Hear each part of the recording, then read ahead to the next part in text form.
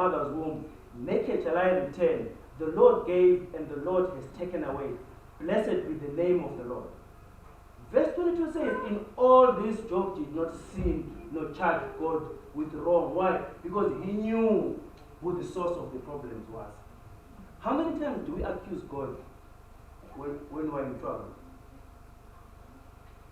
Who has never asked God to say, but God, why?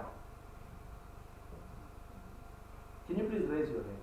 If you have never accused God, if you have never charged God, if something wrong has happened and you have never said, but God, why are you doing this to me? I can't raise my hand because I have done that. But Job doesn't do that because he knows the source of the great tree. He knows who the source of the blessing is and the source of the curse is. Do we know? Do we understand why it's important? Anyway, in verse 2, in chapter 2, the devil comes back again. Remember, he is relentless. He never sleeps. You know, if you go to Proverbs, he says the wicked never sleep.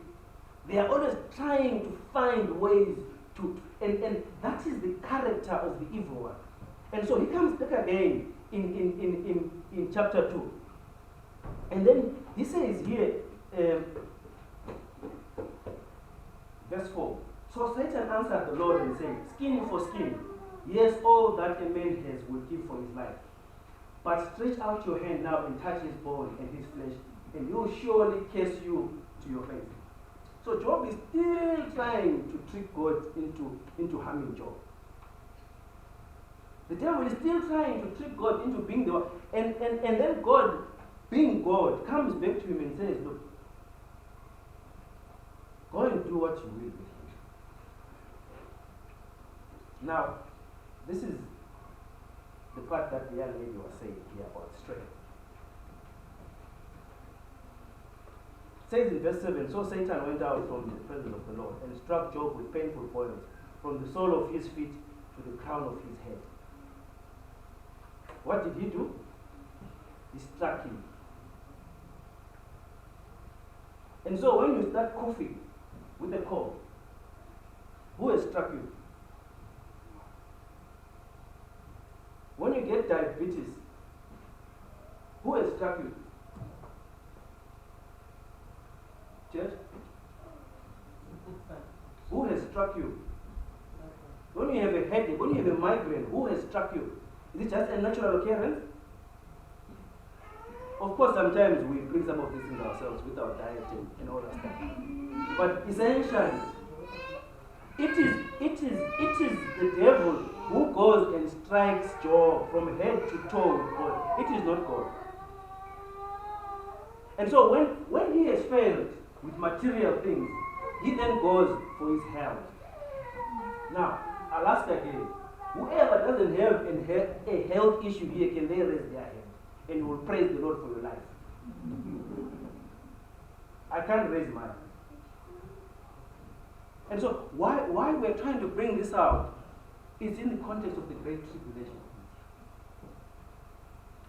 We need to realize that each and every day is a day of tribulation. It's a day of trial. It's a day of refinement. Secondly, we need to realize who is the source of the tribulation.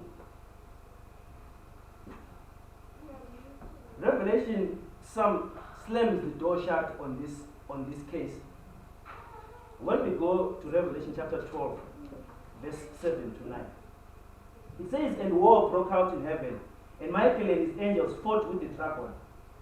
And the dragon and his angels fought, but they did not prevail, nor was a place found for them in heaven. So the great dragon was cast out, that serpent of old, called the devil and Satan, who deceives the whole world. He was cast to the earth, and his angels were cast out with him.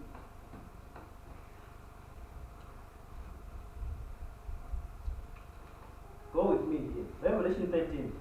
We're talking about the tribulation. Remember Job.